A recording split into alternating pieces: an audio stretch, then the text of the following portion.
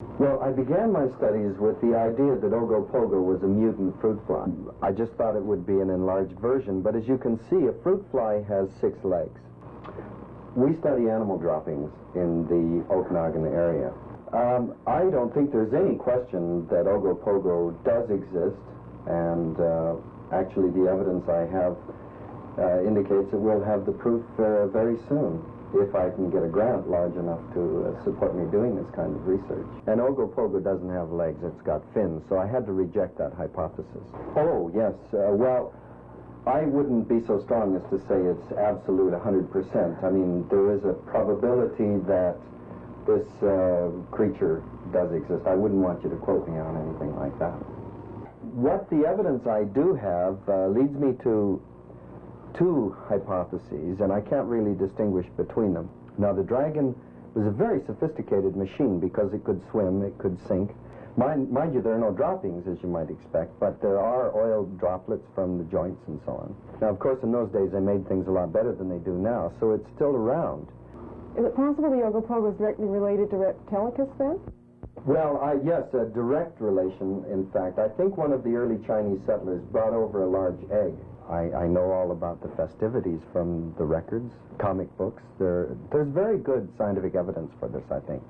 It's based on a very thorough study I've done of the late-night movies, especially on Friday nights. And as you know, if you've watched this at all, there seems to be a preponderance of these giant organisms like Godzilla in the Orient around Japan. In fact, I don't know if Japan's still around. The last movie I saw said that Tokyo was in big danger. Now, the other possibility, which I think is pretty far out, but it has to be retained. Obviously, it has a very ephemeral kind of fecal deposit, because I haven't been able to get any evidence. You see, if the animal had an ordinary turd, it would probably settle to the bottom and be very large.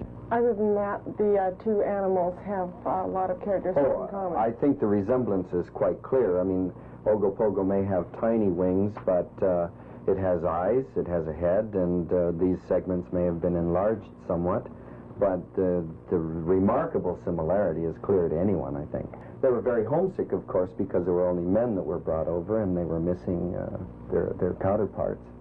But it had a built-in time unit so that on certain days, when their festivals were to take place, it rises out of the ocean, out of the waters, and then swims about and sinks. That may be why the swimming conditions are the way they are in that lake. Thank you, Doctor. Thank you. Stay away from the lake. Beware of Ogopogo. You don't be saying weird shit to people and laughing. I'll knock your damn head off. Ogopogo! Ogopogo! Ogopogo!